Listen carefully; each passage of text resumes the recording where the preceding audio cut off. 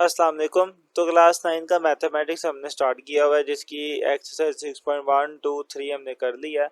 आज हम स्टार्ट करेंगे एक्सरसाइज 6.4। अब बाकी सारी भी हासिल कर सकते हैं, लिंक डिस्क्रिप्शन में मौजूद है प्लेलिस्ट का, आप वहाँ से सारी की सारी वीडियोस ले सकते हैं। अब ये जो 6.4 है, इसका जो क्वेश्चन नंबर 1 है, ये करने से पहले, बल्कि पूरी की पूरी 6.4 करने से पहले आप इसे थोड़ा सा ऊपर मूव करेंगे ना, तो आपको एक टेबल मिलेगा ये वाला। ये टेबल बहुत इंपॉर्टेंट है। आप जब भी ट्रिग्नोमेट्री को करेंगे आपको ये टेबल याद होना चाहिए हमेशा, चाहे आप इस क्लास में हो चाहे आप किसी भी क्लास में हो, ये टेबल आपको ज़बानी याद होना चाहिए। अब इसमें आप देख सकते हैं ऊपर 0 डिग्री लिखा है, 30 डिग्री लिखा है, आगे पाई/6 लिखा है। इसका मतलब है कि 30 डिग्री को अगर रेडियन में कन्वर्ट करेंगे तो वो क्या बनेगा, पाई/6 बनेगा। ठीक है। और देन 45 डिग्री है, 60 और 90 डिग्री, ये सारे आपके पास एंगल लिखे हैं। ये कुछ स्पेशल एंगल हैं जो कि ज़्यादातर ट्रिग्नोमेट्री में यूज़ होते हैं, इसलिए इनकी वैल्यूज हमने निकाली हुई हैं। जैसा कि आप देख सकते हैं कि साइन थीटा है, कि साइन थीटा की 0 डिग्री पे वैल्यू क्या होती है, 0 ही होती है। 30 डिग्री पे क्या वैल्यू होती है, 1/2 होती है। 45 पे 1/√2 होती है, और 60 पे क्या होती है, √3/2, और 90 पे 1। ये सारी बातें आपने याद रखनी है। इसी तरीके से कोस थीटा के भी एंगल आपने याद रखने हैं कि कोस थीटा 0 पे 1 होता है, 30 पे √3/2 होता है, 45 पर 1/√2 होता है, और 60 पर 1/2 होता है, और 90 पे 0 होता है। अब टेन थीटा है वो 0 पे 0 ही रहता है, 30 डिग्री पे 1/√3 हो जाता है, 45 पे 1 हो जाता है, और 60 पे √3 हो जाता है, और 90 पे ये अनडिफाइन हो जाता है। अब ये सारी की सारी वैल्यूज जो हैं, इसका बकायदा प्रूफ भी मौजूद है आपकी बुक में। अगर आप थोड़ा सा पीछे स्लाइड करेंगे ना, तो हर एक एंगल का प्रूफ दिया हुआ है कि जैसे 60 डिग्री का दिया हुआ है कि 60 डिग्री पर साइन की क्या वैल्यू आती है, √3 आती है। इसी तरीके से कोसिकेंड की उसका उल्ट होगी, ज़ाहिर है जो साइन है वो कोसिकेंड का उल्ट है। सॉरी, साइन की वैल्यू ये दी हुई है √3, कोस की ये है, और ये टेन की वैल्यू थी, और नीचे इनके जो रेसिप्रोकल है उनकी वैल्यूज है। अब ये सारे प्रूफ मौजूद हैं आपकी बुक में, तो पहले आप इनके प्रूफ करके इनको अंडरस्टैंड कर लें। उससे बेहतर ये है कि हम अपनी एक्सरसाइज स्टार्ट कर लें। उसकी रीज़न पता है क्या है, क्योंकि ये सारे के सारे प्रूफ आपकी एक्सरसाइज के क्वेश्चन में भी आ रहे हैं। जैसे कि पहला क्वेश्चन क्या है, साइन थीटा। तो जब हम साइन की 30 डिग्री पे वैल्यू फाइंड करेंगे तो हमें पता चल जाएगा साइन की 30 पे वैल्यू कैसे फाइंड करनी है। इसी तरीके से 30 डिग्री पर कोस की भी करनी है, टेन की भी करनी है। उसके बाद फिर 60 डिग्री पर भी करनी है, टेन की, सिकंड की, कोस की, मतलब सारे एंगल्स आ रहे हैं इन क्वेश्चंस के अंदर ना। आप देख सकते हैं कि ये जो एंगल 30 डिग्री है, 45 है, 60 डिग्री है, ये तीनों के तीनों एंगल जो हैं इन क्वेश्चंस के अंदर आ रहे हैं, और तीनों की वैल्यू जब हम क्वेश्चन सोल्व करेंगे तो वहीं पर ही आप निकालना सीख लेंगे। अलग से पहले मैं वैल्यूज निकालना सिखाऊं फिर क्वेश्चन में भी दोबारा वही काम करना पड़ेगा, तो वो आपके लिए काफ़ी बोरिंग हो जाएगा। तो डायरेक्ट क्वेश्चन स्टार्ट करेंगे अपने। और रही बात बाकी एंगल्स की, ये जो 0 डिग्री है और ये जो 90 डिग्री है, इनकी वैल्यूज, इनके प्रूफ ऐसे आपकी बुक में मौजूद नहीं है, लेकिन जैसे हम इनको प्रूफ करेंगे वैसे आप इनको भी प्रूव कर सकते हैं अपने तौर पर। और वैसे आपने ये सारी वैल्यूज जुबानी भी याद रखनी है हर वक्त। ओके, चलें अब अपनी एक्सरसाइज को स्टार्ट करते हैं। 6.4, तो इसका क्वेश्चन नंबर 1 करेंगे हम। इसमें लिखा हुआ है find the values of the flowing trigonometric ratios without using the calculator. कि आपने कैलकुलेटर को यूज़ किए बगैर जितनी भी ट्रिग्नोमेट्रिक रेशियोज हैं सारी की सारी फाइंड आउट करनी है। अब वो जो क्वेश्चंस के अंदर दी हुई हैं, जो पहला आपको क्वेश्चन दिया हुआ है वो साइन थीटा, साइन 30 डिग्री का दिया हुआ है। अब ज़ाहिर है कि साइन 30 डिग्री पे अगर मुझे इसकी वैल्यू फाइंड करनी है तो मुझे पहले 30 डिग्री का एंगल चाहिए होगा। अब ये 30 डिग्री का एंगल हम कैसे बनाएंगे, इस डायग्राम की मदद से। ज़रा इसको गौर से देखें, ये एक ऐसी ट्राइंगल है जो इक्विलेटरल है, मतलब जिसकी तीनों साइडें क्या हैं, बराबर है। जिसकी तीनों साइडें बराबर होते हैं उसे हम कहते हैं इक्विलेटरल ट्राइंगल। उर्दू में इसे कहते हैं मसावियुल साकैन मुसल्लस भी इसे कहते हैं। अब तीनों साइडें बराबर है ना, आप इसकी तीनों साइडों को कोई ना कोई वैल्यू दे दे। मैं मान लेता हूँ कि ये जो इसकी लेंथ है ये 2 है, इसकी लेंथ भी 2 होगी, और इसकी लेंथ भी 2 होगी। आप 1 1 भी ले सकते हैं, आप 3 3 भी ले सकते हैं, आप 5 6, जो आपको बेहतर लगता है वो भी ले सकते हैं, लेकिन ज़्यादा जो सूटेबल वैल्यू है वो यही है, 2 2। ओके, चलें अब इसके बाद नेक्स्ट चलते हैं। जो आपके पास इस तरह की जब भी कोई ट्राइंगल आती है ना जिसकी तीनों साइडें बराबर होती हैं, उसके तीनों एंगल्स भी बराबर होते हैं, ये बात ध्यान में रखिएगा। और हर एक एंगल होता है 60 डिग्री का। ये एंगल भी 60 डिग्री का, ये एंगल भी 60 डिग्री का होगा, और ये एंगल भी क्या होगा, 60 डिग्री का होगा। ओके, लें जी। अब अगर मैं यूं करूं कि मैं यहां से दरमियान से बिल्कुल एक सीधी स्ट्रेट लाइन नीचे ड्रा कर लूं, यहां से कोई बाइसेक्टर ड्रा कर लूं, तो ये जो लाइन आ रही है बिल्कुल नीचे, जिसे हम कहेंगे बाइसेक्टर, क्योंकि ये इनको दो बराबर हिस्सों में काट रही है, ये इस एंगल को भी क्या कर रही है, दो बराबर हिस्सों में काट रही है। तो टोटल एंगल 60 डिग्री था, तो एक साइड का एंगल 30 हो जाएगा, दूसरी साइड का एंगल भी कितना हो जाएगा, 30 डिग्री हो जाएगा। तो इसको मैं अगर यूं लिख लूं कि अब इस साइड का एंगल मेरे पास है 30 डिग्री, और इस साइड का भी एंगल कितना हो गया, अब 30 डिग्री हो गया, क्योंकि इस लाइन ने इसको दरमियान से कट कर दिया ना, तो कट करने के बाद 30 डिग्री एंगल बच गया दोनों तरफ, ये भी हो गया 30 डिग्री। अब लाइन ने इस नीचे वाली बेस को भी कट किया है दो बराबर हिस्सों में, तो टोटल लेंथ इसकी थी 2। अब चूंकि ये दो बराबर हिस्सों में डिवाइड हो चुका है, तो मैं इसकी लेंथ को भी दो बराबर हिस्सों में डिवाइड कर दूंगा। ये जो पहला हिस्सा है यहाँ से लेकर यहाँ तक, इसकी लेंथ को मैं कह दूंगा 1, और फिर यहाँ से यहाँ तो जो बाकी हिस्सा होगा वो भी क्या हो जाएगा, 1 हो जाएगा। तो टोटल लेंथ 2 थी, 2 का हाफ कर दिया तो 1 बच गया, 1 इधर और 1 इधर।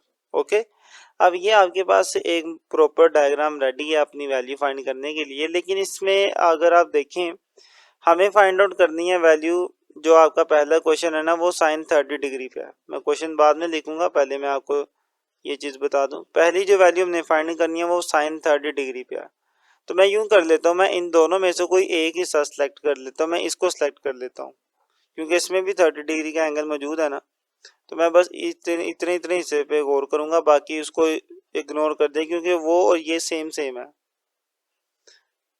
अब इसके अंदर जो एंगल्स होंगे हम उसके अकॉर्डिंगली चलेंगे। चलें जी, सबसे पहले आप देखें कि आपके पास जो आपने एंगल फाइंड करना है वो साइन 30 डिग्री है। जिस एंगल पर आपने ट्रिग्नोमेट्रिक रेशियो फाइंड करनी होती है ना, उस एंगल के सामने वाली लाइन को हम क्या कहते हैं, परपेंडिकुलर कहते हैं। जैसे कि साइन 30 डिग्री है, यहाँ पे मुझे वैल्यू फाइंड करनी है ना, तो साइन के जो 30 डिग्री है उसके सामने वाली लाइन फिर क्या होगी, मेरी परपेंडिकुलर होगी। ये 30 डिग्री है, इसके सामने कौन सी लाइन है, ये वाली, तो ये फिर यहाँ पे क्या काम कर रही है, एज अ परपेंडिकुलर काम कर रही है। तो मैं ये बात कर सकता हूँ कि ये जो लाइन है नीचे वाली, ये क्या है मेरे पास यहाँ पर परपेंडिकुलर का काम कर रही है। उर्दू में से कहते हैं अमूद, ये चीज होगी। इसी तरीके से ये जो 90 डिग्री का एंगल बन रहा होता है, ये बिल्कुल स्ट्रेट है ना, दो सीधी लाइनों में 90 डिग्री का ही एंगल बनता है। अब 90 डिग्री के सामने जो लाइन होती है उसे हम क्या कहते हैं, हाइपोटेनियस कहते हैं।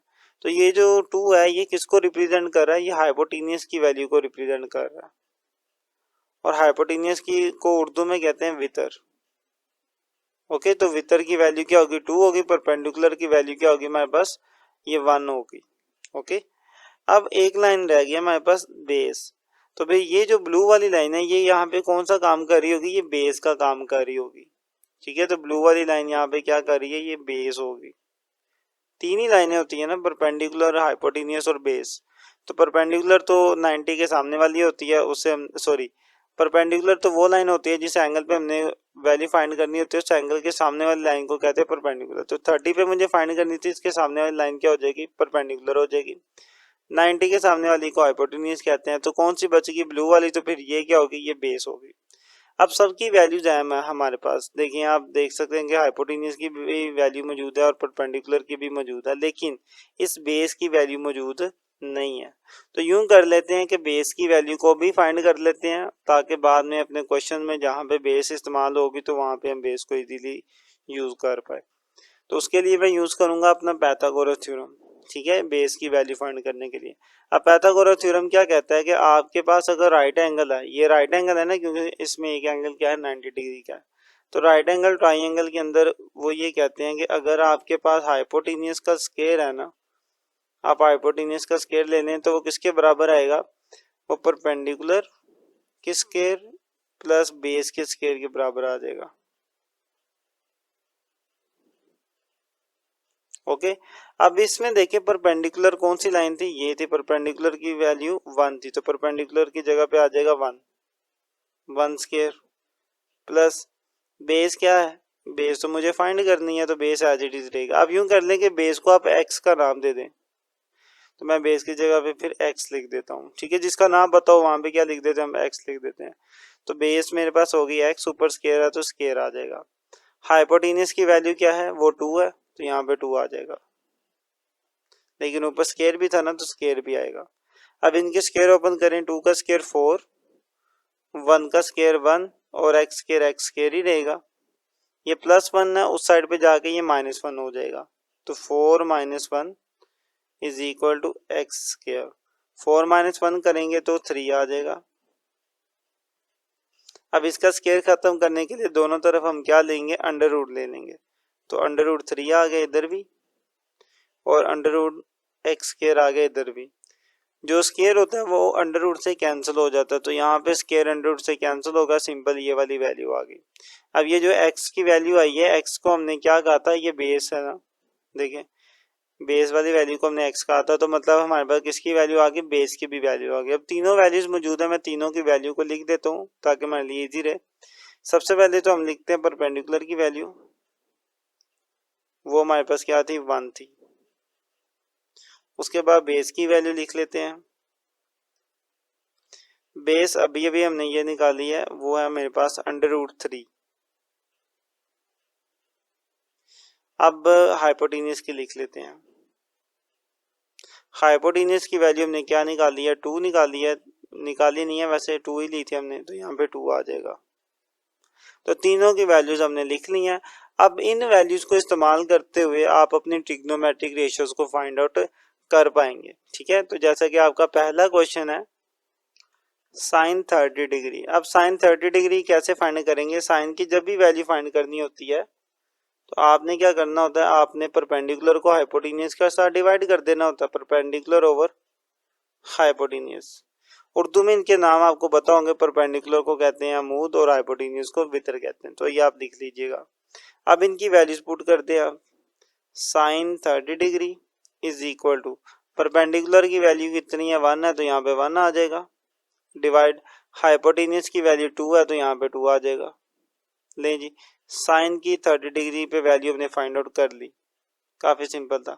उम्मीद है आप समझ चुके होंगे, काफी आसान है। बस आपको ये जो काम किया ना ऊपर वाला, ये बहुत अच्छे से आना चाहिए। ये हर सवाल में ऐसे ही रहना है, इसलिए ये एक बार ही अच्छे से डिटेल में हमने कर लिया। अब बाकी क्वेश्चन में ज़रूरत नहीं पड़ेगी। हाँ, उन क्वेश्चन में ज़रूरत पड़ेगी जिसमें एंगल 30 डिग्री की बजाय कुछ और एंगल होगा, तो फिर हमें काम थोड़ा डिफरेंट करना पड़ेगा। लेकिन जिस सवाल में 30 डिग्री एंगल होगा उसके अंदर हमें यही काम करना पड़ेगा, ठीक है। चलें, ये इसका पार्ट 1 हो गया। अब इसके बाद मूव करते हैं इसके पार्ट 2 की तरफ। तो पार्ट 2 आपके सामने कोस थीटा, ठीक है, कोस 30 डिग्री। अब ये भी 30 डिग्री पे है, मतलब इसमें भी मैं सेम यही वाली वैल्यू यूज कर सकता हूँ, ये हमने 30 डिग्री के लिए ही निकाली थी। अब कोस की वैल्यू कैसे निकालते हैं, कोस जब भी आपने फाइंड करना हो तो कोस 30 डिग्री इज इक्वल टू, आप हमेशा क्या करते हो, बेस को डिवाइड कर देते हो हाइपोटेन्यूज के साथ।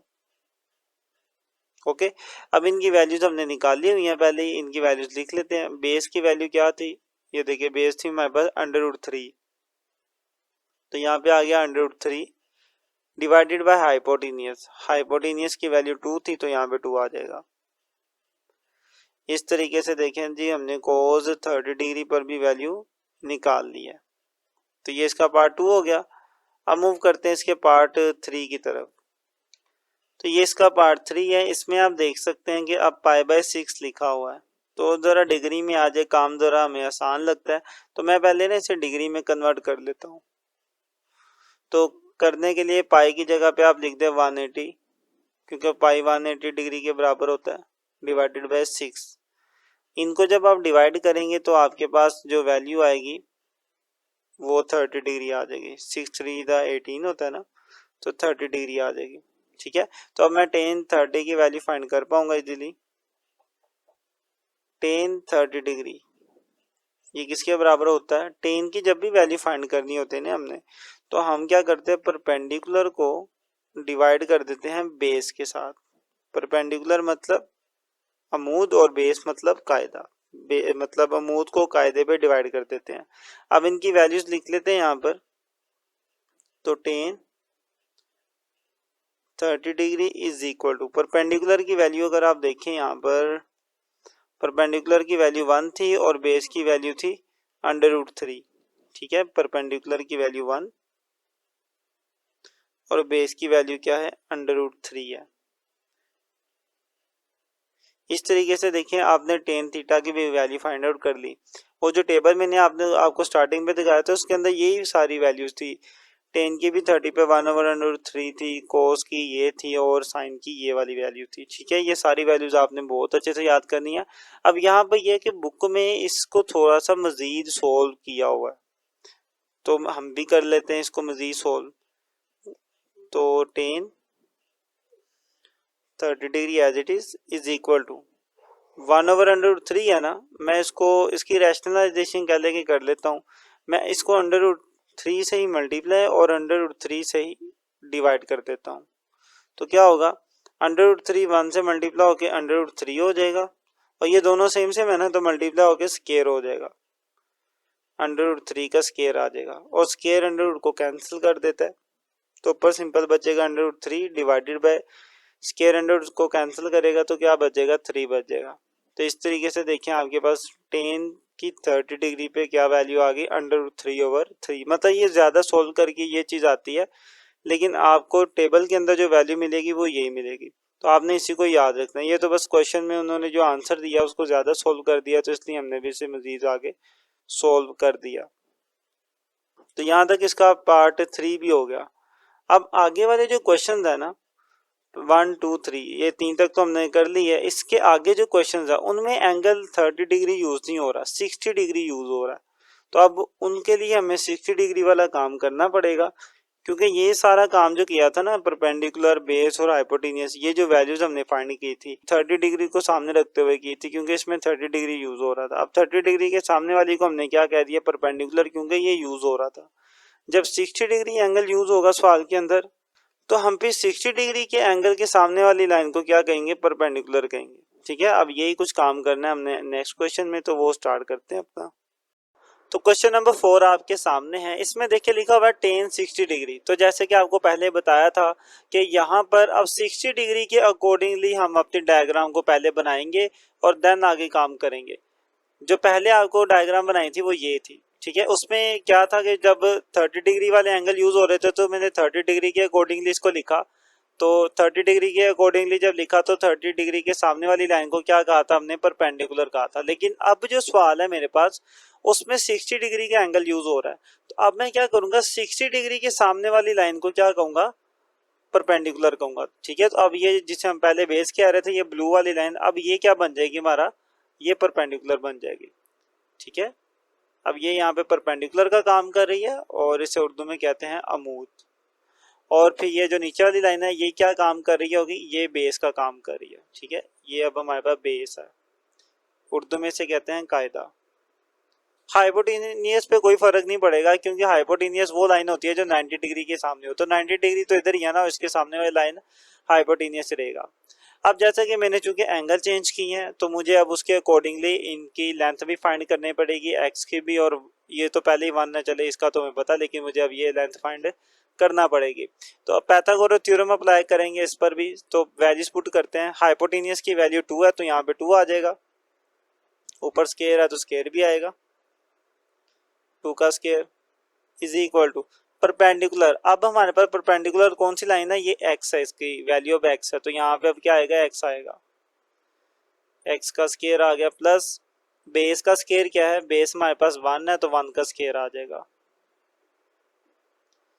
तो 2 का स्केयर होता है 4 is equal to X square. 1 का स्केयर हमारे पास 1 ही रहता है, प्लस 1 है, इधर आगे हो जाएगा -1। तो 4 - 1 इज इक्वल टू बचेगा एक्स स्केयर। इनको माइनस करेंगे तो 3 आ जाएगा, और जब आप इसका अंडर रूट ले लेंगे तो फाइनली आपके पास एक्स की वैल्यू क्या आ जाएगी, √3 आ जाएगी। ठीक है, तो एक्स क्या आ गया आपके पास, √3 आ गया। अब इनको ज़रा एक बार लिख लेते हैं कि हमारे इस डायग्राम के अंदर सबकी वैल्यूज़ क्या है, परपेंडिकुलर की, हाइपोटेनियस की, इन सब की। ठीक है, तो बात करते हैं परपेंडिकुलर की। परपेंडिकुलर ये ब्लू वाली लाइन है अब हमारे पास 60 के अकॉर्डिंगली, और इसको हमने एक्स कहा हुआ था। तो x की वैल्यू हमने निकाली है, वो है √3। तो परपेंडिकुलर अब क्या हो गया, √3 हो गया।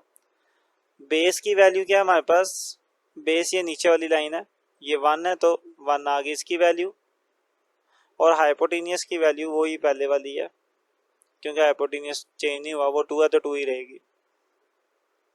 ठीक है, अब इन वाली वैल्यूज को यूज करते हुए मैं tan 60 डिग्री को फाइंड आउट करूंगा।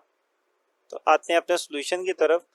तो सबसे पहले देखें, आपने जब भी tan फाइंड करना होता है किसी भी एंगल पर, उसका तरीकेकार क्या होता है कि आप परपेंडिकुलर को डिवाइड कर देते हैं बेस के साथ। ठीक है, उर्दू में अगर मैं लिखूं तो ऐसे होगा, परपेंडिकुलर को कहते हैं अमूद, डिवाइड बेस को कहते हैं कायदा। अब इनकी वैल्यूज आप लिख दें।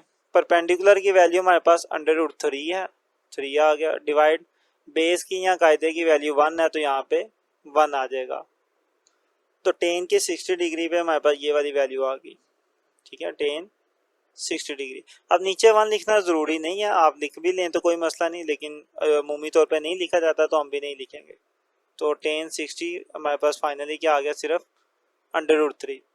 इस तरीके से हमने tan 60 की वैल्यू निकाली है। तो ये आपका था, इसका 4 वाला पार्ट था। मूव करते हैं अब इसके 5th पार्ट की तरफ।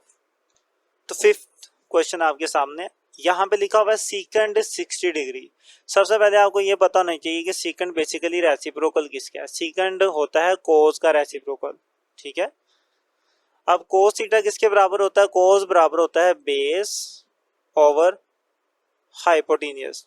सीकेंड चूंकि कोस का रेसिप्रोकल है तो फिर सीकेंड इसके रेसिप्रोकल के इक्वल होगा। इस तरीके से कि जो सीकेंड है 60 डिग्री पे, वो फिर किसके बराबर होगा, वो हाइपोटेनियस ओवर बेस होगा। ठीक है, क्योंकि ये दोनों क्या है, एक दूसरे का रेसिप्रोकल है। अगर आपको कोस वाला याद है कि कोस बेस ओवर हाइपोटेनियस है, तो कोस का रेसिप्रोकल सीकेंड है, तो सीकेंड क्या होगा, हाइपोटेनियस ओवर बेस। उर्दू में लिखें तो ये हाइपोटेनियस हो गया हमारे पास वितर, और बेस कायदा होता है। अब इनकी वैल्यूज लिख लेते हैं। डायग्राम में देख लें, हाइपोटेनियस हमारे पास क्या था, हमने वैसे यहाँ पे लिखी हुई है। हाइपोटेनियस की वैल्यू 2 है तो 2 आ जाएगा यहाँ पर। नीचे बेस है, बेस की वैल्यू हमारे पास 1 है तो यहाँ पे 1 आएगा। तो सीकेंड 60 डिग्री की भी वैल्यू आ गई। अब वही बात के नीचे 1 लिखना तो जरूरी नहीं है, आप सिंपल 2 भी लिख सकते हैं। ठीक है, तो इस तरीके से सीकेंड 60 डिग्री पर भी आपने वैल्यू फाइंड आउट कर ली। तो ये इसका 5वां पार्ट था। इसके बाद मूव करते हैं इसके 6 पार्ट की तरफ। तो 6 पार्ट है, उसमें लिखा हुआ है cos π/3। तो अब ये जो पाई है ना, पाई को मतलब वैसे सोल्व करना थोड़ा हमें मुश्किल लगता है, तो हम इसको कन्वर्ट कर लेते हैं डिग्री के अंदर, और उसके बाद फिर सोल्व करेंगे तो इंशाल्लाह ये जल्दी हो जाएगा। उसका तरीका ये है कि जहाँ पे पाई है ना, आप वहाँ पे 180 लिख देते, तो पाई की जगह आ जाएगा 180/3, और जब आप इनको डिवाइड करेंगे ना तो आपके पास आ जाएगा कोस, ये 60 आ जाएगा, 3 6 18 और 0 एज इट इज, तो 60 डिग्री आ गया। अब कोस 60 डिग्री पे वैल्यू निकाल लेते हैं। कोस की जब भी वैल्यू निकालनी होती है तो हम बेस को, बल्कि यस, बेस को डिवाइड कर देते हैं हाइपोटेनियस के साथ। अब आप इनकी वैल्यूज लिख लें। तो अगर आप देखें, बेस की वैल्यू हमारे पास क्या है, बेस 1 था और हाइपोटेनियस हमारे पास 2 है, तो बेस आ गया 1, बेस की जगह पे 1 आ गया, डिवाइड हाइपोटेनियस की जगह पे 2 आ गया। तो इस तरीके से हमने कोस 60 डिग्री की भी वैल्यू निकाल लिया। उम्मीद है कि आप ये सब समझ चुके होंगे। तो यहाँ तक इसका 6 पार्ट हो गया। इसके बाद मूव करते हैं इसके 7 पार्ट की तरफ। तो नेक्स्ट क्वेश्चन हमने लिख लिया, वो है कोट 60 डिग्री। ठीक है, अब कोट की वैल्यू कैसे निकालते हैं, देखिए आपको पता होना चाहिए कि कोट जो है वो टेन का रेसिप्रोकल है। अब टेन अगर आपको याद है तो टेन बराबर होता है परपेंडिकुलर ओवर बेस के। चूंकि कोट उसका रेसिप्रोकल है तो कोट की वैल्यू इसको उल्टा कर आ जाएगी। कोस 60 डिग्री अगर मुझे मालूम करना है तो मुझे पहले क्या लिखना पड़ेगा, बेस को लिखना पड़ेगा और उसको डिवाइड करना पड़ेगा परपेंडिकुलर के साथ। ठीक है, आप इस तरीके से इनको याद रख सकते हैं।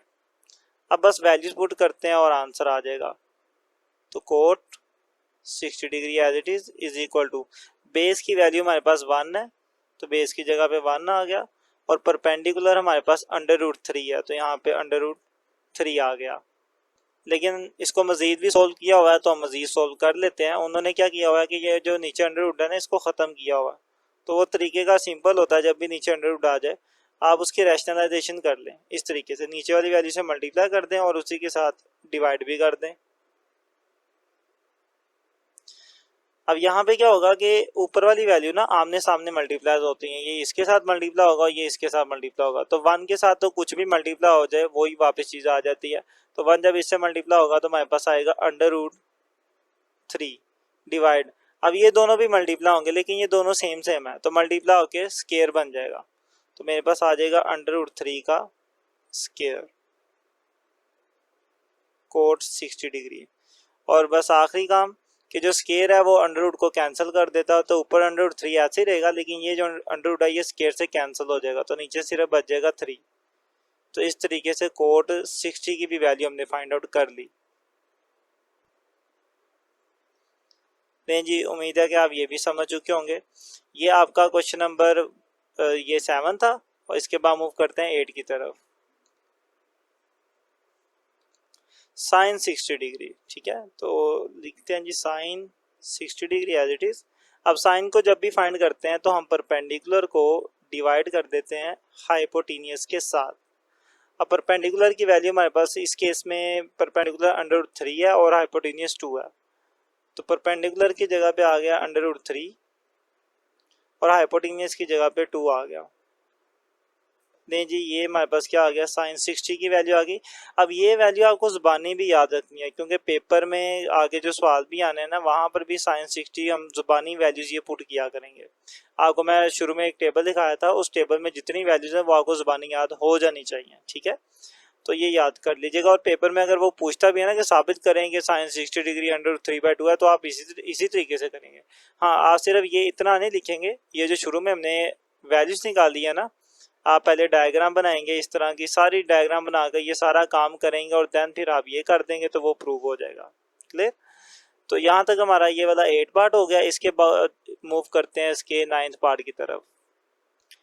अब देखें ये क्वेश्चन नंबर 9 है। इसमें देखें एंगल यूज हो रहा है 30 डिग्री। हालांकि हमने इससे पहले जो सवाल किए हैं और ये सारा जो काम किया ये 60 डिग्री के लिए किया। तो मैं अब इस वाले क्वेश्चन के अंदर इन वैल्यूज को यूज नहीं कर पाऊंगा क्योंकि ये मैंने फाइंड आउट की थी 60 डिग्री के अकॉर्डिंगली। इसमें मैं दोबारा कौन सी यूज करूंगा, 30 डिग्री वाली यूज करूंगा जो कि इससे पहले वाले हिस्से में हमने की है। तो सबसे पहले मैं लिख लेता हूँ कि सीकंड वैसे फाइंड आउट कैसे किया जाता है। सीकंड जो होता है वो साइन का नहीं, कोस का रेसिप्रोकल होता है। तो जो कोस होता है वो आता है हमारे पास बेस ओवर हाइपोटेनियस। तो फिर सीकंड कैसे आएगा, सीकंड इसका रेसिप्रोकल है तो इसको उल्टा देंगे तो सीकंड आ जाएगा। सीकंड के लिए मुझे ऊपर क्या लिखना पड़ेगा, हाइपोटेनियस, और डिवाइड में क्या करना पड़ेगा, बेस को लिखना पड़ेगा। इसको अब आप रिमूव कर दें। अब इसमें जो वैल्यूज हैं वो मैं 30 डिग्री के अकॉर्डिंगली लिखूंगा, ठीक है। तो secant 30 degree is equal to hypotenuse. Hypotenuse की वैल्यू अब मैं ये वाली नहीं यूज करूंगा, वैसे हाइपोटेनियस आप ये भी यूज कर सकते हैं। उसकी रीजन क्या थी कि चाहे आप 30 डिग्री के अकॉर्डिंगली देख लें या 60 के अकॉर्डिंगली देख लें, हाइपोटेनियस की वैल्यू तो चेंज नहीं होती। तो हाइपोटेनियस तो वैसे ही रहना है। तो हाइपोटेनियस हमारे पास 2 है तो यहाँ पे 2 ही रहेगा। वैल्यू सिर्फ बेस की चेंज हो रही है, वो देख लेते हैं। तो इससे पहले जो क्वेश्चन हमने किए थे वो 30 डिग्री के अकॉर्डिंगली किए थे, ये वाले सारे क्वेश्चन। तो इसमें देख लेते हैं कि हमारे पास बेस क्या थी। बेस हमारे पास आई थी अंडर रूट 3, ठीक है। तो अब मैं यहाँ पे क्या करूँगा, अंडर रूट 3 लिख दूंगा बेस की जगह पर। ये मेरे पास नेक्स्ट चीज है, ये मेरा सवाल आ गया। यहाँ पर आएगा अंडर रूट 3, ठीक है। इस तरीके से देखिए हमने सीकंड की वैल्यू निकाली। ये बहुत इंपॉर्टेंट है कि अगर आप 30 डिग्री को यूज़ कर रहे हैं तो 30 डिग्री के अकॉर्डिंगली देख लेना कि परपेंडिकुलर और बेस क्या है, और 60 से कर रहे हैं तो 60 के अकॉर्डिंगली आप देखेंगे। तो यहाँ तक हमारे 9 सवाल हो चुके हैं। इसके बाद इसका जो 10th वाला पार्ट है उसको स्टार्ट करते हैं। तो 10th पार्ट है कोसेकंड 30 डिग्री, ठीक है। तो देखते हैं, कोसेकंड बेसिकली साइन का रेसिप्रोकल है ना, और साइन आपको याद होगा साइन इस तरीके से निकलता है कि आप परपेंडिकुलर और हाइपोटेनियस को डिवाइड करते हो। तो कोसेकंड इसका उल्ट कर देंगे हम। तो कोसेकंड 30 डिग्री कैसे आएगा, जब मैं हाइपोटेनियस को डिवाइड करूंगा परपेंडिकुलर के साथ, ठीक है। इसे उर्दू में भी लिख लेते हैं। उर्दू में लिखेंगे तो हाइपोटेन्यूज को कहते हैं वितर और परपेंडिकुलर को कहते हैं अमूद। अब इनकी वैल्यूज लिखते हैं। हाइपोटेन्यूज, अच्छा यहाँ पे फिर मैं कहूँगा देखिए 30 डिग्री है ना, तो 30 डिग्री के वाली वैल्यूज हम देखेंगे। तो मैं आपको 30 डिग्री वाली वैल्यूज दिखाता हूँ जो हमने ये बिल्कुल इसके स्टार्टिंग पर निकाली थी। ये सारा काम हमने 30 डिग्री के अकॉर्डिंगली किया था। तो इसमें परपेंडिकुलर मेरे पास 1 है और बेस √3 है और हाइपोटेन्यूज 2 है। ये वैल्यूज याद रखिएगा, अब इन्हीं को वहाँ पे मैं यूज़ करूँगा। तो हाइपोटेन्यूज की जगह पे अब आएगा 2 और परपेंडिकुलर या अमूद की वैल्यू हमने देखी थी वो 1 थी। तो कोसेकेंट की 30 डिग्री पे ये वाली वैल्यू होती है। अब नीचे देखिए 2 के नीचे 1 है, वो लिखना ज़रूरी नहीं है, आप सिंपली से 2 भी लिख सकते हैं। तो इस तरीके से जो कोसेकेंट है 30 डिग्री पे उसकी वैल्यू हमने लिख ली। उम्मीद है कि आप समझ चुके होंगे ये सारे क्वेश्चन। अब यहाँ तक जितने भी सवाल किए हैं ना हमने, उनमें यहाँ तो यूज़ हो रहा था 30 डिग्री एंगल, यहाँ यूज़ हो रहा था 60 डिग्री एंगल। इनको सोल्व करने के लिए हमने एक आइसोसेलेस ट्राइंगल बनाई थी, मतलब तीनों साइडें जिसकी बराबर होती हैं उसके तीनों एंगल भी बराबर होते हैं, 60 डिग्री का हर एंगल होता है। और फिर दरमियान से एक लाइन हमने लगाई थी, तो ये एंगल बन गया था 30 डिग्री का। और इसके अकॉर्डिंगली फिर हमने ये सारा काम किया। आप जानते हैं शुरू में हमने सारा कुछ ये किया। अब जो आने वाले सवाल है ना, उसके अंदर 45 डिग्री का एंगल यूज हो रहा है। अब 45 डिग्री का एंगल इस पूरी ट्राइंगल में कहीं पर भी मौजूद नहीं है। तो अब इन वाले एंगल्स को सोल्व करने के लिए मुझे एक नई ट्राइंगल बनानी पड़ेगी कुछ इस तरीके से ये 45 डिग्री का एंगल मुझे मिल जाए। ठीक है, उसके लिए फिर हम एक नई ट्राइंगल बनाएंगे। उस ट्राइंगल के अंदर फिर परपेंडिकुलर और बेस और हाइपोटेन्यूज सब डिफाइन करेंगे और फिर परपेंडिकुलर एंगल्स को, मतलब 45 डिग्री के एंगल्स को हम उसी डायग्राम के अकॉर्डिंगली सोल्व करेंगे। ठीक है, तो पहले हम अपना वो काम कर लेते हैं और देन फिर अपने क्वेश्चंस को सोल्व करेंगे। तो ये आपके पास एक स्क्वायर है। स्क्वायर एक ऐसी शेप होती है जिसकी चारों साइडें बराबर होती हैं। ठीक है, ये लाइन ये सारी की सारी आपस में इनकी लेंथ क्या है, इक्वल है। और एक और इसमें खास बात होती है कि हर एक एंगल 90 डिग्री का होता है। ये भी 90 का है, ये भी 90 डिग्री और ये भी 90 डिग्री। सारे के सारे एंगल क्या होते हैं, 90 डिग्री के होते हैं स्क्वायर के अंदर। अब अपने स्क्वायर की जो लेंथ है ना, मैं मान लेता हूँ वो 1 है। ठीक है, इसकी लेंथ मैं 1 ले लेता हूँ, तो इसकी भी कितनी होगी, 1 होगी। ये भी 1 होगा और ये भी 1 होगा। आपकी मर्जी है, आप जितनी मर्जी इसकी लेंथ ले सकते हैं, इसमें कोई टेंशन वाली बात नहीं है, लेकिन हम 1 लेंगे। अगर मैं यहाँ से एक लाइन बिल्कुल सीधी इस तरीके से खींचूं जिसे हम कहते हैं डायगोनल, ठीक है, इसका कलर चेंज कर देते हैं। अगर मैं बिल्कुल इसके मिड से एक लाइन खींचूं तो वो क्या कर रहा है, इस पूरी शेप को 2 बराबर हिस्सों में डिवाइड कर रहा है। जैसा कि मैंने आपको कहा था कि हर एक एंगल 90 डिग्री का होता है, ये वाला एंगल भी क्या होगा, 90 डिग्री का होगा। लेकिन इस लाइन के लगने की वजह से अब ये एंगल क्या हो चुका है, हाफ हो चुका है। ठीक है, अब सिर्फ हम इतना इतना एंगल कंसिडर करेंगे, ऊपर वाले को मैं अगर इग्नोर करता हूं तो मेरे पास ये बाकी जो एंगल होगा ये कितना होगा, ये 45 डिग्री होगा। क्योंकि टोटल जो एंगल है वो 90 था, अब लाइन लगा के हाफ हो गया तो कितना हो जाएगा, 90 का 45 डिग्री होता है। तो यहाँ पर भी जो एंगल बनेगा वो भी क्या बनेगा, वो 45 डिग्री बनेगा। क्योंकि यहाँ पर भी ये जो टोटल एंगल था ये 90 डिग्री का था, लेकिन इस लाइन ने इसको हाफ कर दिया, तो हाफ होने के बाद ये 45 बच गया यहाँ पर। अब ये जो 45 डिग्री एंगल है ना, मैं इसकी मदद से जो 45 डिग्री वाले क्वेश्चन है ना, मैं उनको सोल्व कर सकता हूँ। लेकिन उससे पहले मुझे ये पता होना चाहिए कि मेरी ये जो ट्राइंगल है, अभी मैं जो ट्राइंगल कंसिडर कर रहा हूँ ना, मैं ये वाली ट्राइंगल कंसिडर कर रहा हूँ। मैं सारी ट्राइंगल को कलर कर देता हूँ इस तरीके से।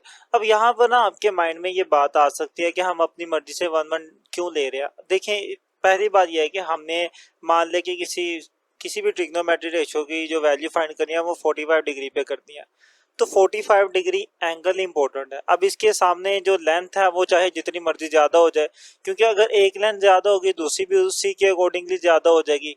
ठीक है, आपका जो हाइपोटेन्यूज है वो भी उसके अकॉर्डिंगली फिर लेंथ ही हो जाएगा। तो अगर एक लेंथ इंक्रीज करेंगे बाकी भी इंक्रीज हो जाएंगी, और जब उनको डिवाइड करेंगे आंसर सेम ही आएगा हमेशा, चाहे जितनी मर्जी बड़ी मर्जी हो जाए ट्राइंगल, चाहे जितनी मर्जी छोटी हो जाए। तो लेंथ से फर्क नहीं पड़ता जब आपका एंगल चेंज नहीं हो रहा। तो इसलिए हम सिंपल रहने के लिए क्या करेंगे, 1 1 को ही कंसीडर करेंगे। चले जी, अब यहाँ तक तो हमने अपनी इस ट्राइंगल को बना लिया, लेकिन इस ट्राइंगल के अंदर ये जो हमारे पास लाइन है जो यहाँ पे एज अ हाइपोटेनियस काम कर रही है, इसको पहले हम करेंगे फाइंड आउट, ठीक है, ताकि तीनों साइडें हमें पता हो और फिर अपने क्वेश्चन में इसको यूज कर पाएंगे। तो जैसा कि अकॉर्डिंग टू पाइथागोरस थ्योरम, जो हमारे पास हाइपोटेनियस होता है उसका स्केयर बराबर होता है बेस, यहाँ पहले परपेंडिकुलर लिख लें, परपेंडिकुलर का स्केयर प्लस बेस का स्केयर। वैल्यूज पुट करते हैं, यहाँ पे हाइपोटेनियस x है तो हाइपोटेनियस की जगह पे x आ जाएगा, एक्स स्केयर आ गया इज इक्वल टू, परपेंडिकुलर भी मेरे पास 1 है और बेस भी इस वक्त 1 है, ठीक है, तो परपेंडिकुलर की जगह पे भी 1 आ गया, 1 का स्केयर, और बेस का भी 1 आ गया और ऊपर स्केयर है तो स्केयर आ गया। तो X square is equal to 1 का स्केयर 1 होता है, 1 + 1 2 हो जाएगा, तो X square is equal to 2 आ जाएगा। स्केयर खत्म करने के लिए मुझे लेना पड़ेगा अंडर रूट, तो मैंने यहाँ पर भी अंडर रूट ले लिया और 2 के ऊपर भी अंडर रूट ले लिया। इसका तो स्केयर कैंसिल हो जाएगा ना, तो x इज इक्वल टू सिर्फ क्या आएगा, अंडर रूट 2 आएगा। इस तरीके से मेरे पास क्या आ गई, x की भी वैल्यू आ गई जो कि मेरे पास क्या है, हाइपोटेनियस है। हम तीनों की वैल्यूज को लिख देते हैं। तो परपेंडिकुलर जो है वो मेरे पास 1 है, परपेंडिकुलर मतलब अमूद की वैल्यू भी 1 है, यहाँ देख सकते हैं आप, एंगल के सामने वाली लाइन है वो 1 है, ठीक है। उसके बाद बेस, बेस भी हमारे पास 1 है, ये नीचे वाली लाइन बेस है तो इसकी भी वैल्यू 1 है। और रही बात इस हाइपोटेनियस की, इसको हमने पहले ही फाइंड कर लिया, वो अंडर रूट 2 है, तो हाइपोटेनियस हमारे पास आ गया जी अंडर रूट 2। अब इन सारी वैल्यूज को हम अपने क्वेश्चन में यूज करेंगे। तो क्वेश्चन आपके सामने है साइन 45 डिग्री, ठीक है, तो साइन हमने फाइंड करना है 45 डिग्री पर। साइन जब भी फाइंड करना हो तो हम परपेंडिकुलर को डिवाइड कर देते हैं हाइपोटेनियस के साथ। अब परपेंडिकुलर को उर्दू में कहते हैं हम अमूद और हाइपोटेनियस को कहते हैं वितर। तो अमूद और वितर को डिवाइड करने से साइन की वैल्यू आती है। तो सबसे पहले देखें जी, हमारे पास जो परपेंडिकुलर है उसकी वैल्यू 1 है तो यहाँ 1 आ जाएगा, डिवाइड हाइपोटेनियस वो अंडर रूट 2 है तो यहाँ पर अंडर रूट 2 आ जाएगा। इस तरीके से साइन 45 डिग्री की हमने वैल्यू फाइंड कर ली। तो उम्मीद है आप समझ चुके होंगे इसकी वैल्यू हमने कैसे फाइंड की है। तो इसके बाद मूव करते हैं अपने नेक्स्ट क्वेश्चन की तरफ, जो कि हमारे पास है cos π/4, ठीक है। इसको भी डिग्री में बदल लेते हैं ताकि इसे ना हम इजीली सोल्व कर पाए। तो cos π को डिग्री में बदलने के लिए 180 लिख दें, यहाँ पर नीचे आ गया 4, इसको आप सोल्व कर लेंगे तो 45 डिग्री आ जाएगा, ठीक है। तो cos 45 डिग्री आ जाएगा। अब cos 45 पर इसकी वैल्यू फाइंड करते हैं। तो cos 45 डिग्री, cos की वैल्यू जब भी फाइंड करनी हो ना, हम बेस को डिवाइड कर देते हैं हाइपोटेनियस के साथ, और बेस को उर्दू में कहते हैं कायदा। तो कायदा डिवाइडेड बाय वितर, इस तरीके से। अब वैल्यूज पुट करते हैं। सबसे पहले आप देख लें यहाँ पे बेस क्या है, बेस 1 है और हाइपोटेनियस अंडर रूट 2 है, तो बेस की जगह पे 1 आ जाएगा और हाइपोटेनियस की जगह पर अंडर रूट 2 आ जाएगा। तो इस तरीके से आप देखें कोस की वैल्यू क्या आ गई, 45 डिग्री पर आ गई। तो उम्मीद है कि आप इसको भी समझ चुके होंगे। यहाँ पर आप गौर करें कि कोस की 45 डिग्री पर भी वैल्यू क्या होती है, 1/√2 होती है, और साइन की भी क्या होती है, 1/√2 होती है। तो 45 डिग्री ऐसा एंगल है जहां पर दोनों की वैल्यूज क्या आ रही हैं, सेम आ रही हैं। इसको याद भी रखिएगा क्योंकि ये सारी बातें आगे यूज होंगी। इसी के साथ आपका ये जो पहला क्वेश्चन था वो कंप्लीट होता है। इसके बाद हम मूव करते हैं अपने क्वेश्चन नंबर 2 की तरफ। तो क्वेश्चन नंबर 2 आपके सामने, इसमें वो कहता है कि इवेलुएट मतलब वैल्यू फाइंड करें। सिंपल पहला पार्ट है। तो 2 साइन 60 डिग्री cos 60 डिग्री ये सब कुछ लिखा हुआ है। ये सारे सवाल आप सिर्फ उस वक्त कर पाएंगे जब आपको ये वाला टेबल याद होगा, और ये आपको ज़बानी याद रखना है, ठीक है। मैंने वैसे यहाँ पर लिख दिया ताकि आपको जल्दी से याद आ जाए, रिवीजन हो जाए आपकी, लेकिन ये आपको ज़बानी याद होना चाहिए कि साइन की 0 पर, 30 पर, 45 और 60 और 90, इन तीनों कि ये जो 5 एंगल है, 5 एंगल पर क्या क्या वैल्यूज है। 30 पे होता है 1/2, 45 पे 1/√2 और 60 पर √3/2। कोस की थोड़ा उल्टा काम हो जाता है, जहाँ पे इसकी ये जो √3/2 लास्ट वाली थी, यहाँ पे ये 30 डिग्री के हो जाएगा, 45 पे सेम रहता है, और 60 डिग्री पे ये 1/2 हो जाएगा। 10 की बात की जाए तो 30 पे ये 1/√3, 45 पे ये 1 होता है और 60 पे √3 होता है। ये अब टेबल है, ये अब आपको याद रखना है, इसी को हम यहाँ पे यूज करेंगे। आप देख सकते हैं कि जैसे पहले 2 लिखा हुआ है ना, तो 2 एज इट इज रहेगा। देन साइन 60 डिग्री, साइन की 60 डिग्री पे क्या वैल्यू है, वो ये है √3 डिवाइडेड बाई 2, तो √3 डिवाइडेड बाई 2 आ गया। देन आ गया कोस 60, अब कोस की 60 डिग्री पे वैल्यू है 1/√2, तो यहाँ पे आ जाएगा 1/√2, सॉरी सिंपल 1/2 था तो 1/2 आएगा। अब आगे आप देख लें कि इसको सोल्व कर ले सिंपल। ये जो 2 है ये नीचे वाले 2 से कैंसिल हो जाएगा, इससे भी कर सकते हैं आप, इसको इसके साथ भी कर सकते हैं, क्योंकि दोनों नीचे लिखे हुए हैं और मल्टीप्लाई हो रहा है तो ये कैंसिलेशन हो सकती है। बाकी क्या रह गया, बाकी सिर्फ आपके पास यहाँ बचा √3 और डिवाइड में सिर्फ क्या बच गया, 2 बच गया, और यही आपका आंसर है।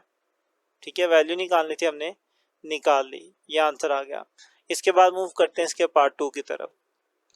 तो पार्ट 2 आपके सामने है, इसमें भी देखें पाई आ रहा है ना, तो पहले इसको डिग्री में बदल लेते हैं ताकि हमारे लिए आसान रहे। डिग्री में ज़रा जल्दी सोल्व कर सकते हैं हम। तो कोस π/6, अब π/6 को डिग्री में बदलने के लिए पाई की जगह पे आप लगा दें 180, तो ये डिग्री में कन्वर्ट हो जाएगा। आगे मेरे पास है साइन π/6, तो इसके साथ भी मैं यही काम करूंगा, साइन पाई की जगह पे आ जाएगा 180 डिग्री डिवाइडेड बाय 6, तो 2 एज इट इज कोस, जब आप इनको डिवाइड करते हैं तो यहाँ पे आ जाएगा 30 डिग्री, यहाँ पर भी 30 डिग्री आएगा, तो साइन एज इट इज, इनको डिवाइड करके आ गया 30 डिग्री। अब इनकी वैल्यूज लिख दें आप, तो 2 तो एज इट इज ही रहेगा। कोस की 30 डिग्री पे क्या वैल्यू होती है देख लेते हैं। कोस 30 डिग्री पे होता है √3 डिवाइडेड बाई 2, √3/2, और साइन की 30 डिग्री पे वैल्यू क्या होती है, साइन की 30 पे वैल्यू है 1/2, तो 1/2 आ जाएगा।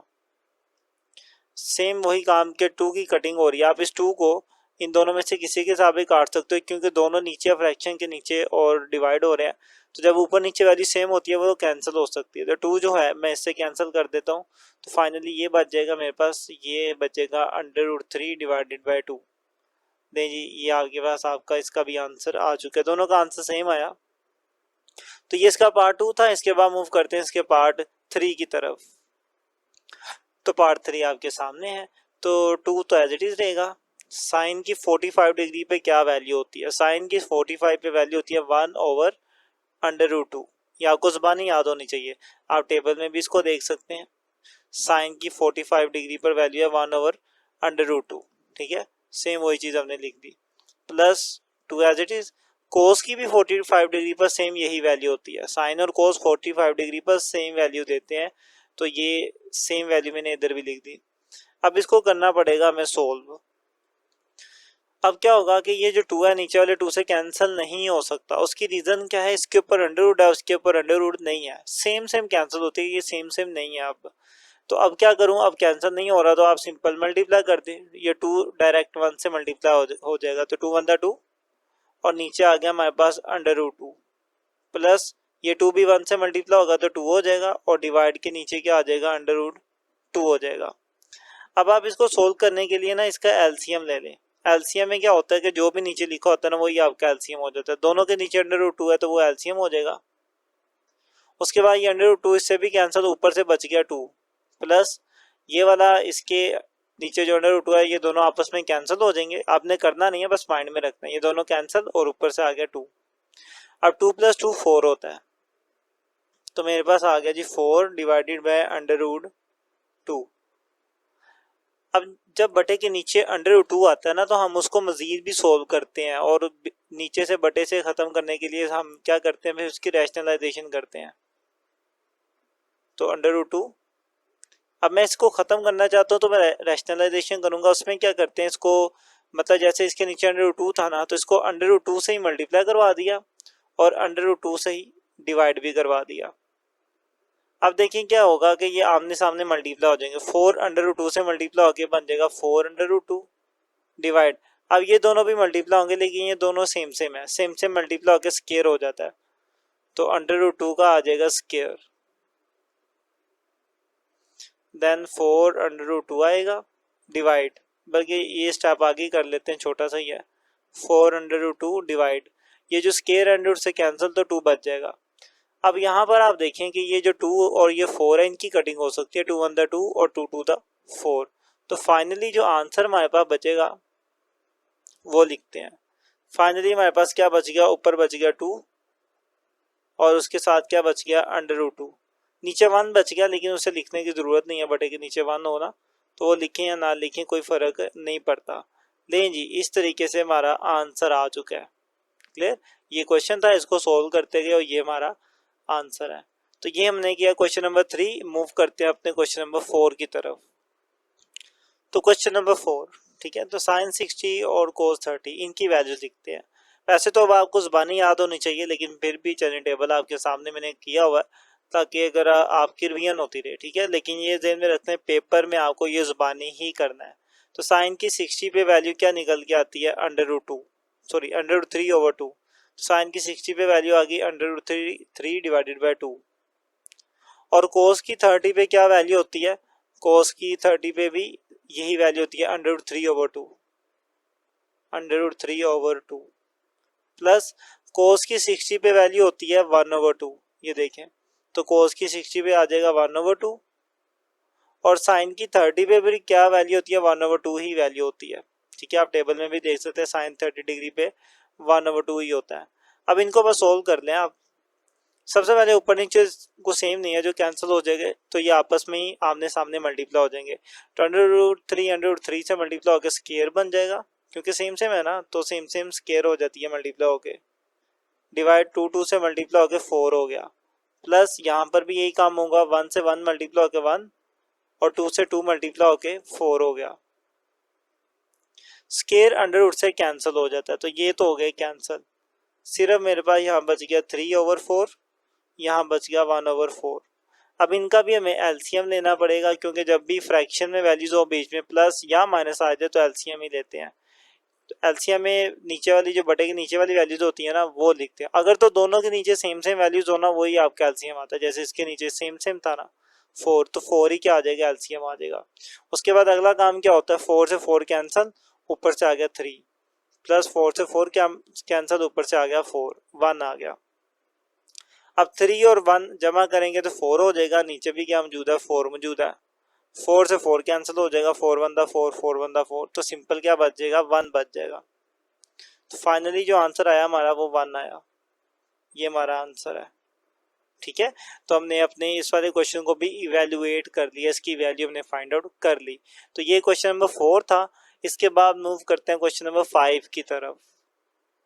चलिए, नेक्स्ट क्वेश्चन नंबर 5 है, ये सेम ऊपर वाले जैसा ही है, बस क्या फ़र्क है, इसके दरमियान में प्लस था और इसके दरमियान में माइनस आ गया, तो बाकी काम सेम वही है। देखिए, कोस 60 डिग्री की वैल्यू देखें क्या होती है। कोस 60 पे होता है 1/2, 1/2 लिख दिया। देन है कोस 30 डिग्री, कोस की 30 पे वैल्यू होती है under root 3 divided by 2, minus sine की 60 पर वैल्यू होती है अंडर रूट 3 डिवाइडेड बाई 2 और साइन की 30 पे वैल्यू होती है 1/2। तो जो मैं कह रहा था कि सेम सेम है, उसका वैसे ये मतलब नहीं था कि वैल्यूज भी सेम हो, मतलब ये है कि मेथड सेम है, ठीक है। अब आप इसमें देख लें कि कुछ भी ऊपर नीचे ये सेम सेम नहीं है जो कैंसिल हो जाए, तो बस आपस में डायरेक्टली ये सीधा सीधा मल्टीप्लाई हो जाएगा। तो 1 मल्टीप्लाई होगा अंडर रूट 3 से, तो दोबारा क्या आ जाएगा, अंडर रूट 3 आ जाएगा, क्योंकि 1 कहीं भी मल्टीप्लाई हो कोई फर्क नहीं पड़ता। 2 2 से मल्टीप्लाई होकर 4 हो गया, माइनस यहाँ पर भी अंडर रूट 3 1 से मल्टीप्लाई होके अंडर रूट 3 हो जाएगा और 2 2 से मल्टीप्लाई होके 4 हो गया। अब आप इनको देखें, ये सारी वैल्यू एक है और ये सारी वैल्यू दूसरी है, एक प्लस में और एक माइनस में। तो आप इसको क्या कर दे, कैंसिल हो जाएगा, एक प्लस में और एक माइनस में। जैसे ये प्लस में है ना, इसके आगे कुछ नहीं है, तो क्या होगा, प्लस होगा, और ये क्या है, माइनस में, तो ये दोनों क्या होगी, कैंसिल होगी। सिंपल क्या बच गया, 0 बच गया हमारे पास, और आंसर भी 0 ही है।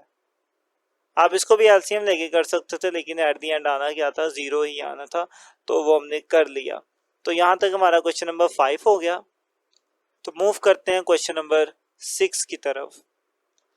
तो 6 क्वेश्चन आपके सामने, इसमें भी साइन 60 की वैल्यू लिखते हैं पहले। तो साइन की 60 पे वैल्यू होती है अंडर रूट 3 डिवाइडेड बाई 2 और कोस की 60 पे वैल्यू 30 डिग्री पर भी यही वैल्यू होती है √3 डिवाइडेड बाय 2 और देन माइनस कोस 60 डिग्री। देखिए कोस की 60 डिग्री पर होती है 1/2 और साइन की 30 डिग्री पर होती है 1/2। तो सारी वैल्यूज हमने लिख ली, कुछ ऊपर नीचे कैंसिल तो हो नहीं रहा, तो आमने सामने मल्टीप्लाई करेंगे। √3 से मल्टीप्लाई स्क्वायर हो जाएगा, सेम सेम है। 2 से 2 मल्टीप्लाई होके 4 हो गया, माइनस 1 से 1 मल्टीप्लाई होके 1 और 2 से 2 मल्टीप्लाई होके 4 हो गया। फर्दर देखें ये स्क्वायर √रूट से कैंसिल, तो सिंपल बचेगा 3 और नीचे आ गया 4, 1/4। अब इनका हमें लेना पड़ेगा एलसीएम क्योंकि बटे में है, और नीचे जब फ्रैक्शन आ जाए बटे के दरमियान प्लस माइनस आ जाए तो एलसीएम लेते हैं। तो दोनों के एलसीएम में क्या आएगा 4, क्योंकि दोनों के नीचे सेम सेम वैल्यू है तो वही फिर एलसीएम बन जाएगी। अब 4 से 4 कैंसिल, ऊपर से आ गया 3, माइनस 4 से 4 कैंसिल, ऊपर से आ गया 1। 1 माइनस 3 करें ना तो 2 बचता है हमारे पास, और नीचे क्या मौजूद है 4। इनको भी आप मजीद कैंसिल कर सकते हैं, 2 1 2 और 2 2 4। तो इस तरीके से बाकी जो फाइनल आंसर मेरे पास बचा वो 1 और डिवाइडेड बाय 2, 1/2 बचा। ठीक है, यही हमारा आंसर है। तो उम्मीद है कि आप इसको भी समझ चुके होंगे। ये था आपका क्वेश्चन नंबर 6। इसके बाद मूव करते हैं 7 की तरफ। तो 7 क्वेश्चन आपके सामने। अब कोस 60 डिग्री वैल्यूज पुट करते हैं। तो कोस की 60 पर वैल्यू होती है 1/2 और कोस की 30 पे वैल्यू होती है √3 डिवाइडेड बाय 2 प्लस साइन की 60 पर वैल्यू होती है √3 डिवाइडेड बाय 2 और साइन 30 डिग्री पर होता है 1/2। अब यहाँ पर आप देखें कि ये जो 1 है √3 से मल्टीप्लाई होगा, कोई फर्क नहीं पड़ेगा, तो ये रहेगा √3। 2 2 से मल्टीप्लाई होकर 4 हो जाएगा, प्लस यहाँ पर भी सेम वही काम होगा, √3 1 से मल्टीप्लाई होके √3 रहेगा और 2 2 से मल्टीप्लाई होके 4 हो गया। इसका अब हमें एलसीएम लेना पड़ेगा, तो दोनों के नीचे 4 लिखा हुआ है तो 4 आएगा एलसीएम। 4 से 4 कैंसिल, ऊपर बच गया √3 प्लस 4 से 4 कैंसिल, ऊपर बच गया √3। अब ये ना आपस में प्लस हो सकते हैं। अब ये प्लस होके इस तरह नहीं हो जाएगा √6, कभी भी नहीं होगा, क्योंकि √रूट के अंदर वाली वैल्यूज आपस में प्लस माइनस नहीं होती, लेकिन उनके बाहर वाली वैल्यूज होती हैं। अब इसके बाहर तो आपको कुछ नजर नहीं आ रहा, तो कुछ ना हो, वहां पे क्या होता है 1 होता है, तो यहाँ पर भी 1 है और यहाँ पर भी 1 है, तो ये 1 और ये 1 आपस में ऐड होके क्या हो जाएंगे 2 हो जाएंगे। और वैसे भी लॉजिकल देखें तो ये कितने हैं 2 है ना, तो जमा होके इकट्ठे हो जाते हैं तो 2 हो जाएंगे, तो 2 √3 आ जाएगा। डिवाइड में है 4। अब 2 और 4 आपस में कैंसिल हो रहे हैं, 2 1 2 और 2 2 4। तो फाइनली मेरे पास आंसर ये बच गया √3 डिवाइडेड बाय 2, इस तरीके से। तो ये इसका क्वेश्चन नंबर 7 था। इसके बाद मूव करते हैं क्वेश्चन नंबर 8 की तरफ। तो क्वेश्चन नंबर 8, इसको ना पहले डिग्री में बदलते हैं और उसके बाद वैल्यूज दिखेंगे। तो पाई को डिग्री में बदलने के लिए 180 आ गया, नीचे आ गया 6 डिग्री, फिर आगे है कोट, तो कोट पाई की जगह पर 180 डिवाइडेड बाय 6 प्लस 1। 180 क्यों लिख रहे हैं, ताकि ये डिग्री में कन्वर्ट हो जाए इसका एंगल। इनको जब डिवाइड करेंगे ना तो ये बनेगा 30 डिग्री। देन कोट, इनको भी डिवाइड करेंगे तो ये भी 30 डिग्री बनेगा, और plus 1 as it is. Values लिख लें आप। 10 की 30 पे क्या वैल्यू होती है, अगर आपको टेबल याद हो तो 10 की जो 30 पे वैल्यू होती है वो होती है 1/√3। अब देखें जो कोट है ना, कोट होता है 10 का रेसिप्रोकल। ठीक है, कोट क्या है 10 का रेसिप्रोकल है भी 30 डिग्री पर। तो अगर 10 30 डिग्री पर ये है तो कोट 30 डिग्री पर क्या होगा, इसका उल्ट होगा, √3 ऊपर आएगा और 1 फिर नीचे आएगा, इस तरीके से। आप नीचे वैसे 1 ना भी लिखें तब भी चलेगा, लेकिन समझाने के लिए मैंने लिख दिया ताकि पता रहे ये इसका रेसिप्रोकल है। अब आप देखें जरा, ऊपर नीचे सेम सेम है ना, तो ये दोनों तो हो जाएंगे कैंसिल, तो यहाँ पर भी क्या बचेगा 1। अब 1 से 1 कैंसिल होकर भी 1 नहीं बचता है, तो वो फिर कैंसिल करने की जरूरत नहीं है। तो ओवरऑल यहाँ पे क्या बच गया, ऊपर भी 1 बच गया और नीचे भी क्या बच गया 1, और ये नीचे 1 लिखना जरूरी नहीं है, तो सिंपल मैं क्या करूंगा ये 1 लिख लूंगा, और प्लस ये वाला 1 एज इट इज। 1 + 1 2 हो जाएंगे, तो मेरा आंसर आ गया जी 2। यही आपका आंसर है। इसी के साथ ही आपका ये क्वेश्चन भी कंप्लीट होता है। उम्मीद है कि आपको सारे क्वेश्चन समझ आ रहे होंगे। कहीं पे इशू हो तो आप ज़रूर कमेंट कीजिएगा, और अगर समझ आ जाए तब भी कमेंट करके बताया करें, फिर वीडियो शेयर कर दिया करें दोस्तों के साथ। इसके बाद हम अपना नेक्स्ट क्वेश्चन नंबर 3 जो है उसको स्टार्ट करने जा रहे हैं। क्वेश्चन नंबर 3, इसमें लिखा हुआ है कि if sine pi by 4 and cos pi by 4। अच्छा, पाई बाय 4 का मतलब 45 डिग्री है, ठीक है। इसको आप कन्वर्ट करेंगे तो 45 डिग्री बनेगा। तो वो कहता है कि अगर साइन 45 डिग्री और कोस 45 डिग्री इक्वल टू 1/√2 हो, अगर ये दोनों इसके इक्वल हो, और ऐसा ही होता है, हमने टेबल में भी ये वैल्यूज देखी थी कि साइन की भी 45 पर और कोस की भी 45 पर सेम ही वैल्यू होती है, और वो क्या होती है, 1/√2 होती है। आगे वो कहता है then find the value of the following, तो आप इनकी वैल्यूज को फाइंड आउट करो, ठीक है। तो बेसिकली उसने आपको साइन 45 और कोस 45 की वैल्यू खुद ही दे दी हुई है, और कह रहा है इनको सोल्व करो। अगर वो ये वाली वैल्यूज ना भी ना देता तो हमें पता था कि साइन की 45 पर और कोस की 45 पर क्या वैल्यू है, क्योंकि आपने वो टेबल याद कर लिया होगा यकीनन। लें जी, यहाँ पर अब इसको यूज करते हैं। 2 एज इट इज रहेगा। साइन 45 1/√2, तो यहाँ पे आएगा 1/√2 माइनस 2 एज इट इज। कोस 45 पर भी 1/√2 आएगा, क्योंकि 45 डिग्री पर दोनों की वैल्यू सेम होती है। अब ये जो 2 है ये 1 से मल्टीप्लाई होगा तो 2 1 2 हो जाएगा, नीचे आएगा √2। माइनस ये भी 2 1 से मल्टीप्लाई होगा 2 हो जाएगा, और नीचे आ जाएगा √2। यहाँ पर आप देखें कि ये और ये दोनों वैल्यू सेम सेम है, बस क्या फर्क है, ये प्लस में और वो माइनस में है। तो प्लस माइनस में तो वो कैंसिल हो जाएंगी सारी की सारी, आप इन दोनों को आपस में कैंसिल करके 0 लिख सकते हैं। लेकिन अगर आप इसको थोड़ा सा और सोल्व करना चाह रहे हैं तो वो बस इतना सा आप कर सकते हैं कि इनका एलसीएम ले लें। एलसीएम लेके भी आंसर वही आएगा, जो भी बटेगी नीचे वो एलसीएम आ जाएगा, √2 एलसीएम में आ गया, ऊपर से आ गया 2, माइनस यहाँ से भी क्या आ जाएगा, 2 आ जाएगा, क्योंकि ये सेम सेम था ना एलसीएम, और इनके नीचे वाली वैल्यू वो कटेगी तो ऊपर वाली वैल्यू बचेगी, वो 2 थी।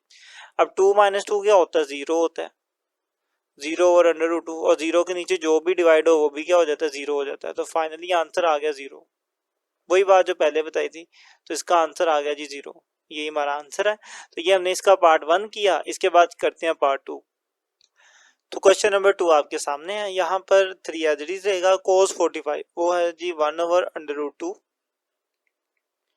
1/√2 प्लस ये 4 भी एज इट इज रहेगा। साइन की 45 पर भी सेम यही वैल्यू होती है, 1/√2। अब देखिए ऊपर नीचे कुछ कटिंग होने वाला नहीं है, तो 3 मल्टीप्लाई होगा 1 के साथ, तो 3 1 3, नीचे आ गया √2, प्लस 4 1 से मल्टीप्लाई हो गया 4 हो जाएगा, और नीचे आ जाएगा जी √2। मजीद आप देखिए इनके नीचे सेम सेम वैल्यूज है ना, तो ये आप ले लें एलसीएम में, √2 एलसीएम में आ गया। सेम जब एलसीएम हो जाता है वो कैंसिल हो जाता है, सिर्फ ऊपर वाली वैल्यू बचती है। तो ये दोनों सेम सेम है, ये भी और ये भी, ये दोनों कैंसिल हो गए, सिर्फ क्या बच गया 3, प्लस ये दोनों भी सेम सेम है, कैंसिल, क्या बच गया 4, तो यहाँ पे आ जाएगा 4। 4 + 3 7 होता है, तो मेरे पास आ गया 7, और नीचे आ गया √2, और यही आपका आंसर है। उम्मीद है कि आप इसको भी अच्छे से समझ चुके होंगे, ठीक है। तो यहाँ तक आपका पार्ट 2 हो गया। इसके बाद इसका आखिरी जो हिस्सा है पार्ट 3, उसकी तरफ मूव करते हैं। तो इसका पार्ट 3 यहाँ पर देखें 5 एज इट इज रहेगा।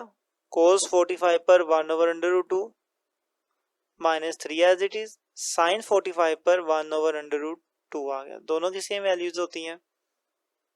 अब 5 1 से मल्टीप्लाई हो गया 5 हो जाएगा, नीचे आ गया √2, माइनस 3 1 से मल्टीप्लाई हो गया 3, और नीचे आ गया √2। अब जैसा कि दोनों के नीचे सेम सेम वैल्यूज है ना, तो वही हमारे पास हमारा एलसीएम बन जाएगा। तो √2 आ गया एलसीएम में, ये दोनों कैंसिल हो गए एलसीएम इससे, और ऊपर से क्या बच गया 5, तो यहाँ पे मैं लिखूंगा 5, माइनस ये भी कैंसिल हो गए, ऊपर से बच जाएगा 3, सेम सेम वैल्यूज कैंसिल हो जाती हैं। और 5 - 3 करेंगे तो हमारे पास आएगा 2, नीचे भी क्या आ गया, √2 आ गया। अब इसको मजीद भी सोल्व कर सकते हैं। 2/√2 मल्टीप्लाई कर दें इसको √2 के साथ, और डिवाइड भी कर दें √2 के साथ। अब मैं ऐसा क्यों कर रहा हूँ, क्योंकि मुझे इसके नीचे से √ वाली वैल्यू को खत्म करना है। आंसर में भी खत्म किया हुआ है, तो वो उसके लिए क्या करेंगे, हम इसको रैशनलाइज करेंगे। अब रैशनलाइज का यही तरीका होता है कि जो नीचे वाली वैल्यू है उसी के साथ मल्टीप्लाई कर दें और उसी के साथ डिवाइड कर दें, जैसा कि यहाँ पे किया। अब देखिए 2 डायरेक्ट इससे मल्टीप्लाई होगा तो ये बन जाएगा 2/√2। याद रखिए 2 अंदर वाले 2 से मल्टीप्लाई नहीं होगा, क्योंकि इस 2 के ऊपर अंडर रूट नहीं है। अगर होता तो ये अंदर वाली वैल्यूज मल्टीप्लाई होती, क्योंकि इसके ऊपर अंडर रूट है, इसके ऊपर नहीं है, तो ये आपस में अंदर जाके ये इससे मल्टीप्लाई नहीं होगा, ये एज इट इज रह जाएगा। डिवाइड, हाँ ये देखें अब दोनों सेम सेम है ना, तो ये मल्टीप्लाई होकर क्या हो जाएगा, स्केयर हो जाएगा, और स्केयर अंडर रूट से कैंसिल हो जाता है। तो फाइनली जो बचेगा मेरे पास वो बचेगा 2 अंडर रूट 2, और डिवाइड में क्या बचेगा, 2 बचेगा। अब ये भी 2 है, वो भी 2 है, ये कैंसिल हो जाएंगे सेम सेम, तो जो बचेगा वो सिर्फ क्या बचेगा, अंडर रूट 2 ही बचेगा, और यही मेरा आंसर है। ठीक है, उम्मीद है कि आप समझ चुके होंगे। जो ज़्यादातर क्वेश्चन है ना आपके बुक में, अगर उनके डिवाइड में अंडर रूट मौजूद है तो उन्होंने उस अंडर रूट को ख़त्म किया हुआ, लेकिन कुछ कुछ है जिनमें नहीं भी किया हुआ, जैसे कि ये क्वेश्चन था, इसके भी डिवाइड में अंडर रूट 2 था लेकिन नहीं ख़त्म किया, आंसर में ऐसे ही लिखा रहने दिया। हाँ, बेहतर होता है कि कर दें, अगर आप इसको भी कर देंगे ना तो कोई मसले वाली बात नहीं है, गलत नहीं होगा। तो इसी के साथ ही आपकी ये जो एक्सरसाइज है ये सारी की सारी कंप्लीट होती है। मैं उम्मीद करता हूँ कि आप हर एक क्वेश्चन को समझ चुके होंगे। आपको यहाँ पर फिजिक्स के लेक्चर भी मिलेंगे, आप उनको भी देखें। वीडियो अच्छी लगे तो कमेंट में लाजमी बताएं और दोस्तों तक शेयर भी करें। मिलते हैं इंशाल्लाह नेक्स्ट वीडियो में, तब तक के लिए अल्लाह हाफिज़।